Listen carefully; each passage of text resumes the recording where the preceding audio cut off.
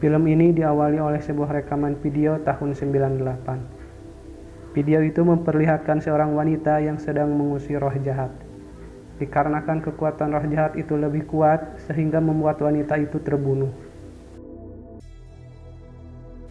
Ina dan ayahnya sedang menuju ke rumah baru mereka, dan si Ina ini tampak terpukul dan menjadi seorang yang pendiam setelah tragedi kecelakaan yang menewaskan ibunya. Ayah si Ina seorang arsitek dan ia mengidap penyakit serangan panik sehingga ia harus mengkonsumsi obat setiap harinya.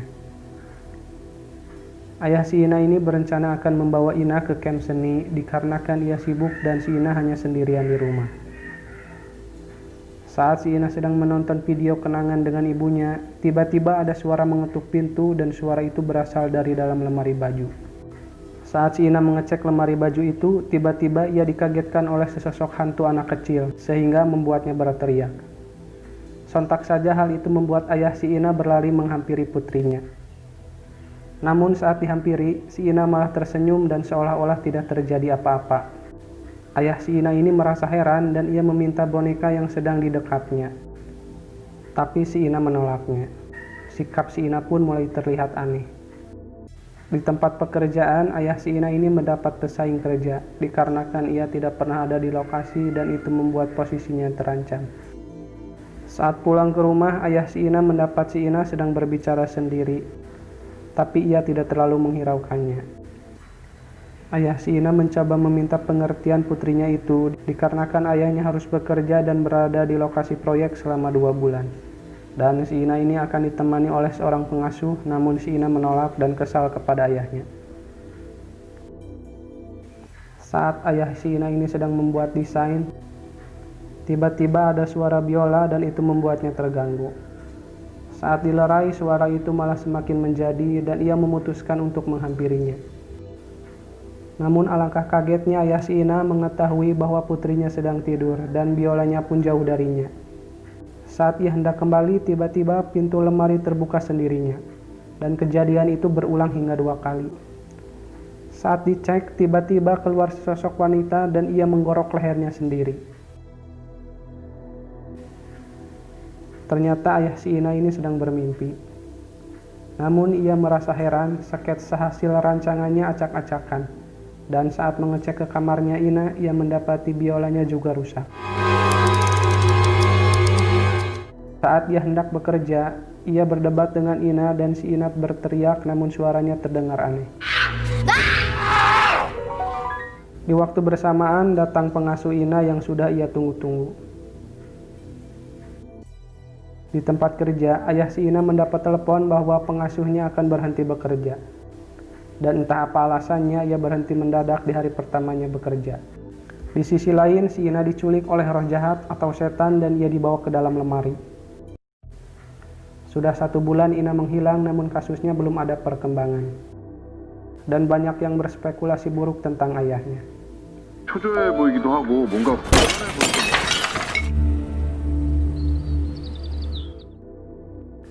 Dikarenakan jaringan internet di rumahnya tidak berfungsi, ayah si Ina menghubungi teknisi internet. Dan gerak-gerik si teknisi ini sangat mencurigakan. Secara bersamaan datang seorang teknisi yang sebenarnya. Dan ternyata teknisi yang pertama, ia adalah seorang paranormal pengusir setan, dan ia sengaja menyamar menjadi seorang teknisi. Si paranormal bertanya bahwa sebelum Ina menghilang, ia bertingkah aneh atau berteriak di depan lemari, dan itu membuat ayah si Ina keheranan ia bisa mengetahuinya.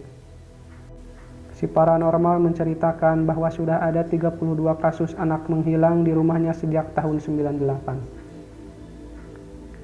Si paranormal memperlihatkan sebuah buku yang isinya daftar anak hilang, dan juga ia memperlihatkan video wanita yang sedang mengusir setan, dan wanita itu adalah ibu si paranormal.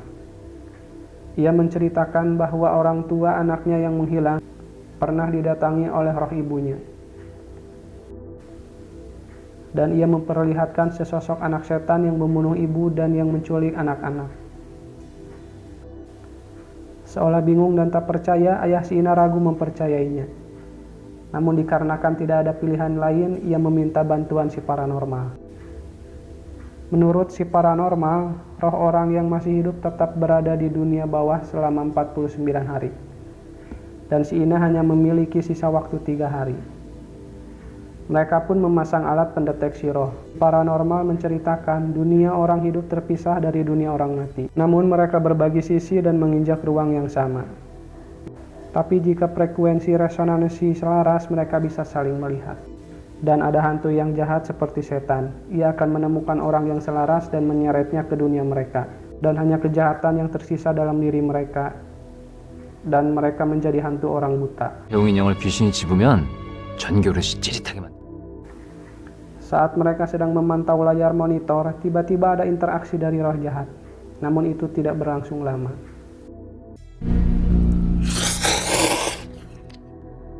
Si paranormal menanyakan kedekatan ayah si Ina dengan anaknya itu. Namun ia sudah bisa menebaknya. Dan si paranormal ini bernama Heo. Saat si Heo sedang tidur, ayah si Ina melihat ada gangguan kamera di depan kamar. Dan ia mencoba untuk memperbaikinya, namun tiba-tiba ada suara yang memanggilnya. Dan dikarenakan ia penasaran, ia mencoba masuk ke dalam kamar. Tiba-tiba, lampu sensor pendeteksi arwah menyala. Dan muncullah hantu-hantu anak kecil, ia pun terkejut. Saat akan dilukai, secara bersamaan Heo menyuruhnya untuk memejamkan mata.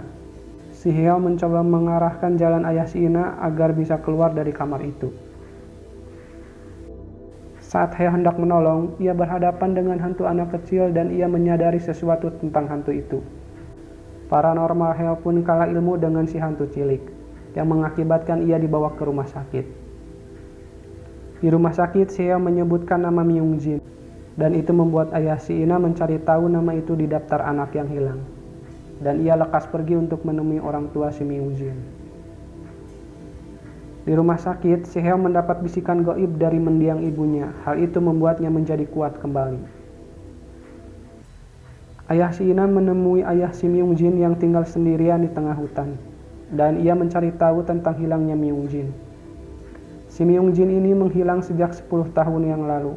Dan ayahnya sangat terpuruk sehingga ia mengasingkan diri. Saat ayah si Ina ini menunjukkan sebuah boneka, tiba-tiba ayah si Myung Jin nampak ketakutan. Dan ia akan membakar boneka itu. Dan secara tiba-tiba juga hantu anaknya muncul dan menjerat lehernya dengan tali. Ayah si Ina mencoba mencari tahu kegaduhan yang terjadi di dalam rumah. Secara mengejutkan, ia diserang oleh ayah si Myung Jin yang sedang kesurupan. Dan ayah si Ina ini seolah-olah dibawa ke masa lalu si Myung Jin. Yang dimana saat masih hidup si Myung Jin dikurung di dalam lemari oleh ayahnya. Hal itu disebabkan karena krisis ekonomi yang sedang melanda. Dikarenakan ayah si Myung Jin frustasi dengan kondisi ekonominya, saat itu ia membunuh istri dan anaknya. Saat bersamaan datanglah si Heo untuk menolong ayah si Ina, dan ayah si Myung Jin dibawa ke alam gaib oleh anaknya. Dalam perjalanan pulang, si paranormal memberitahukan bahwa kebencian si Myung Jin yang mengubahnya menjadi setan. Dan ia mengumpulkan anak-anak lain yang terluka. Ia pun menyimpulkan bahwa ayah si Ina membenci anaknya dan ia ingin si Ina pergi. Dan anak-anak memahami segalanya secara naluriah. Semua anak yang hilang memiliki persamaan, mereka terluka oleh orang tua mereka.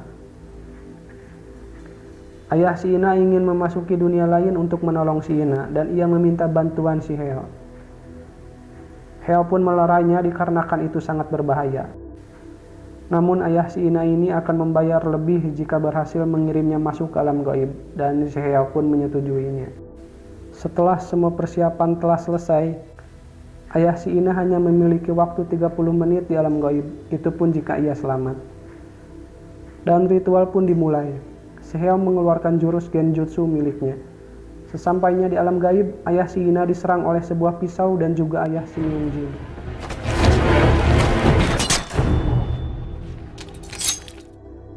Dan ia juga diserang oleh sesosok yang menyerupai istrinya. Namun Heo menolongnya dengan genjutsu.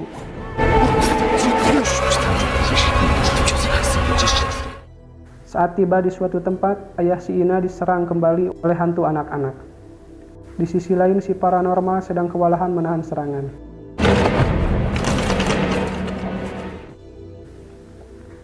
Ayah si Ina ini mencoba bernegosiasi dengan si Myung Jin, namun si Myung Jin tidak mau mendengarkannya. Saat si Ina akan menusuk ayahnya, si Heo mendapat suntikan motivasi dari arwah ibunya, dan ia mengeluarkan kembali genjutsunya. Ia mendatangkan arwah ibu si Myung Jin yang membuat si Ina pingsan dan si Myung Jin sadar. Dikarenakan si Heo sudah terlalu banyak mengeluarkan cakra, ia sudah tidak kuat lagi menahan gerbang gaibnya. Ayah si Ina meminta maaf kepada si Myung Jin dan itu mewakili ayahnya juga. Dengan sisa waktu yang ada, ayah si Ina dan putrinya bisa keluar dari alam gaib itu. Si Myung Jin bisa beristirahat tenang dengan ibunya. Semasa di dalam dunia gaib, Ina tidak mengingat apa-apa, dan sekarang mereka sudah pindah rumah dan menjalani hidup normal seperti biasanya. Pelajaran yang bisa diambil dari film ini, keadaan membuat kita berubah ke arah yang lebih baik atau sebaliknya. Sampai jumpa di video selanjutnya. Wassalam.